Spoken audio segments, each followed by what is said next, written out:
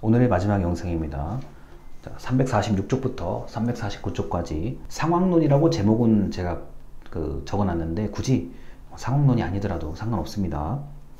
리더가 모든 직원을 동일하게 다루지는 않는다는 가정을 하는 그런 모습을 연구조사하시는 분들이 밝혀냈어요. 맞죠? 이게 나쁘게 보면은 편애한다고 하죠. 이게 교육자인 저 같은 사람 입장에서는 편애 안 하려고 많은 노력을 해야 되는데 어떤 노력이냐? 의식적으로 스스로 그걸 깨우쳐야 돼요. 계속. 이거는 잘못하면 편애하는 것이겠구나 라고 깨우치는 그런 것들이 스스로 계속 물어봐야 돼요. 교육자 같은 경우는요. 이게 모든 직원을 동일하게 다루지 않는다는 가정인데 조직의 사장님도 마찬가지죠. 예쁜 직원이 있어요. 귀여운 직원이 있어요. 이거는 우리가 흔히 말하는 뭐 남자가 여자를 귀엽게 보고 여자가 남자를 멋있게 보고 이게 아니에요. 그러니까 예뻐하는 사람이 있어요. 그런데 이게 당연히 그 수준이 다르다고 가정을 해놓고 이제 얘기를 하는 겁니다. 내 집단, 그러니까 요새 말하는 인싸예요. 이게 내 집단이라는 게 인사이드 개념입니다.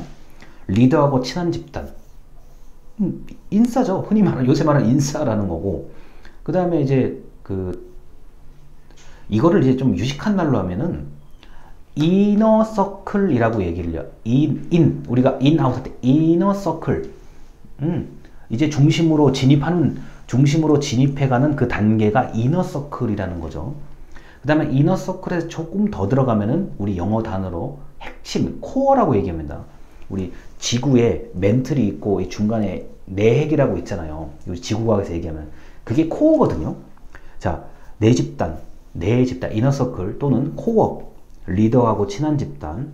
자, 이거는 개인적 조화 등에 따른 이유라고 얘기했는데 리더가 이제 그런 구성원하고 이게 개인적으로 친해진다는 개념으로 보셔도 큰 문제가 없습니다. 반대로 외 집단이라고 얘기하죠. 자, 요새 말로는 아스라고 얘기할 수도 있는데 이건 오해하시면 안 돼요. 자발적으로 내가 아웃사이더가 되고 싶다는 얘기가 아니라 이거는 리더가 중심에 있고 중심에 이렇게 이게 동심원이 계속 이렇게 촘촘히 있다고 보시면 딱 맞는 얘기입니다. 절대 오해하지 마세요. 외 집단은 리더하고는 거리가 있는 집단이기 때문에 이게 잘못하면 어떻게 되냐? 이 강의 자료에는 부정적인 영향을 최소화해야 된다. 리더와의 거리가 멀기 때문에 이 거리가 먼 이 집단에 대해서도 좀 더 많은 관심을 가지고 부작용은 일어나지 않도록 해야 된다는 그런 논리가 있습니다. 그런데 이게 만약에 거리가 정말 더 멀어지게 되면은 이 거리가 멀어진 집단이 독립해서 나가버려요. 이게 외 집단이 굉장히 무섭다는 얘기가 여기서 나오는 거. 특히 기업에서요. 응? 내가 미처 저쪽 부서를 신경을 못 썼는데 저쪽 부서 팀원들이 따로 회사를 만들어서 독립하겠대. 근데 저 팀원들이 개개인의 능력이 괜찮아요.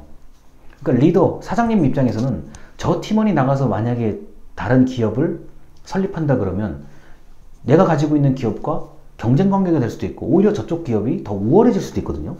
이렇기 때문에 외 집단 관리가 사실은 훨씬 중요해요.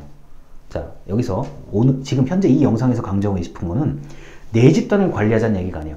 외 집단을 최소화하고 외 집단이 생기는 것을 최소화하고 만약에 외 집단이 생겼다 하더라도 의식적으로 좀 싫더라도 좀 마음에 안 들더라도 많이 관심을 가지는 게 중요하다는 겁니다.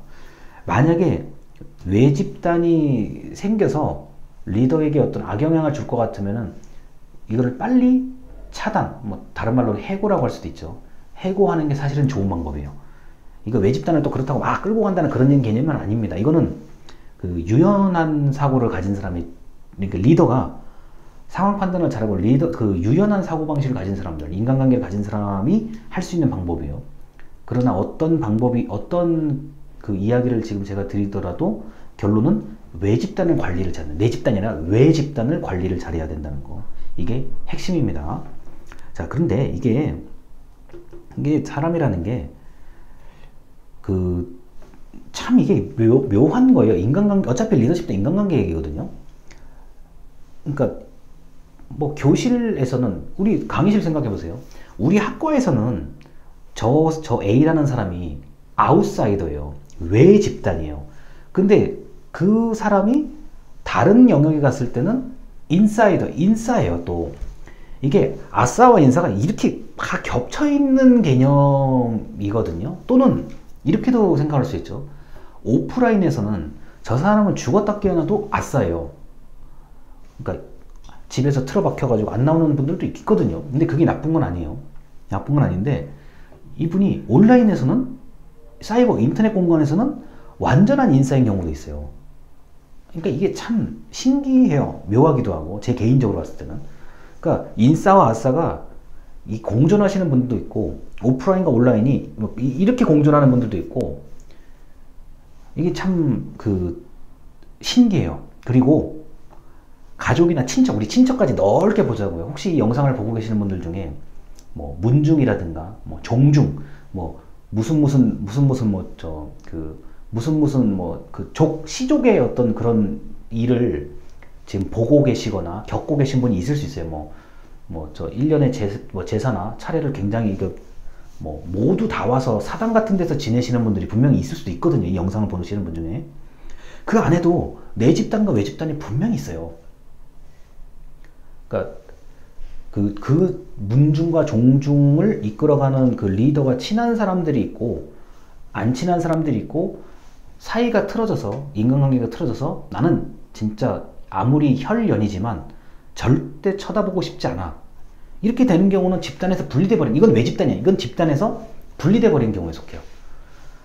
참 희한하단 말이에요. 이게, 그리고 이런 게 있어요. 자, 여기까지는 이제 수업 시간의 내용이고, 지금부터 얘기하는 거는 이제 저희 개인적인 경험입니다. 제가 얘기하는 게 지금부터 얘기할 거는 틀릴 수도 있어요.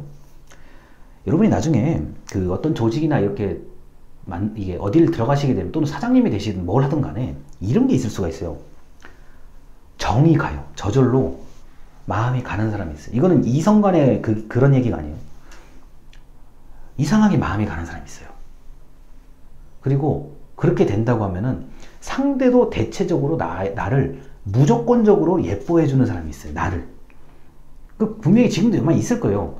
피 한 방울 섞이지 않고 아무런 공통적인 관심사가 없었고, 특별히 친해질 만한 친밀감 형성의 기회도 없었는데, 딱 보자마자 아주 짧은 시간에 저 사람은 참 나하고 맞는 사람 같아. 그 감정적인 부분이 이 리더십에서도 엄청난 작용을 해요. 그 일생에 만약에 그렇게 맞는 사람이 나하고 평생을 같이 가는 어떤 업무, 일할 때 동반자가 될 수도 있는 거고, 동료가 될 수도 있는 거고, 신기할 정도로 그런 경우가 있어요. 살다 보면은요. 이제 얼마 후에 개봉할 영화, 탑건이란 영화가 있죠. 제가 어렸을 때 너무나 이 전 세계를 다 뒤흔들었던 탑건이란 영화를 보면은, 탐 크루즈 주연의 탑건을 얘기합니다. 거기 이제 파일럿, 전투기 조종사들끼리의 어떤 그런 우정 같은 게 굉장히 잘 드러나는 영화거든요. 그런데 그런 조종사들끼리의 어떤 얘기를 들어보면, 어떤 장면을 보면은, 이게 성도 다르고 지역도 다르고 출신도 다르고 다 달라요. 다 다른데, 이 전투기를 매개로 오히려 자기 가족보다도 훨씬 더 어떤 보호하려고, 서로를 보호해주고 존중해주려고 하는 게 있죠. 물론 중간에 갈등도 있고 싸우기도 합니다만. 그리고 가장 강력한 어떤 리더십? 그거는 자기가 누구를 위해서 죽는 거예요. 자, 리더가, 이게 반드시 사장님이 죽어야 죽는다, 회장님 죽는다, 그 얘기가 아니라, 가장 강력한 리더십이 자기 희생이죠. 우리가 어느 종교라도, 이 지구상의 어느 종교라도 가장 높은 위치에 있는 가치관은 자기 희생이거든요. 자, 나는 내 동료가 죽는 것보다는 내가 죽는 게 낫다라고 판단하면 죽는 거잖아요. 그거는 그러니까 이론적으로 설명이 불가능한 개념이거든요. 물론 설명을 하긴 하지만, 제 기준에서 봤을 때는 그거는 굉장히 엄청나게 높은 가치예요. 자기 희생이라는 건. 이게 그만큼 이 리더십 같은 경우도 감정의 영역이 사실은 엄청나게 강해요. 제가 일은 못해. 그런데 인간적으로는 나쁘지 않거든요. 그리고 같이 있으면 좋아요. 이거는 이성의 관계가 아닙니다. 여러 번 반복하지만 그게 아니에요. 참 같이 있으면 좋아요. 그거 어떡하냐고요, 그러면. 그리고 뭐 미친 짓만 안 하고 특별히 회사나 조직에 뭐 법적으로나 뭐 규정을 어기지 않고 남들한테 그렇게 미움받지 않고 그러면 일 좀 못해도 괜찮아요. 그냥 데려가요, 보통. 그래서 우리는 어떻게 해야 돼, 이거를? 자, 줄을 잘 서야 된다라는 개념으로 얘기를 하는 사람들이 되게 많아요. 우리나라 입장에서, 우리나라 사람들은. 줄을 잘 서는 게 인생을 성공하는 거다. 맞는 말이에요, 그게요. 틀린 건 아니에요. 맞는 말인데, 이제 그런 라인에 줄에 들어갈 수 있는지 없는, 이 줄에 들어갈 수 있고 없고의 그 많은 그 큰 기준 중에 하나는 이 감정이에요. 야, 오늘 좀 처음 봤는데 저 신입사원 얘기해보니까, 야, 우리 어떻게 줄로 한번 넣을까? 야, 우리 사람으로 만들까? 이 굉장히 중요한 얘기입니다, 지금 이거는요. 이게 여러분이 특히나 신입사원이 되거나 어떤 조직에 처음 들어갔을 때 제가 말한 이 상황을 그대로 겪을 수도 있어요. 그러면은 뭐 입사해서 제대로 근무도 하기 전에 이미 어떤 특정한 라인의 개선 조직입니다. 개선의 끄트머리에 서게 되는 거예요. 설 수 있냐 없냐의 개념이 제가 볼 땐 감정이에요. 감정 영역이 엄청나게 큰데 이 리더십에서는 그게 우리 교과서에 있는 리더십에서는 그게 생략이 돼 있어요.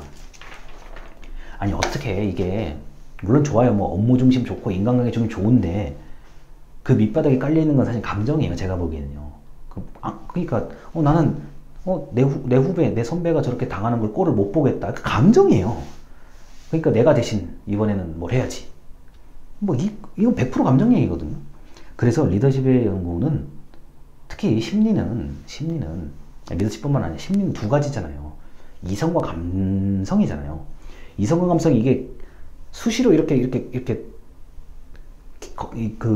교차돼서 일어나는 거기 때문에 우리가 이렇게 사는데 때로는 너무 기분 좋다, 때로는 뭐 죽고 싶다 이러다 이런 게 있잖아요.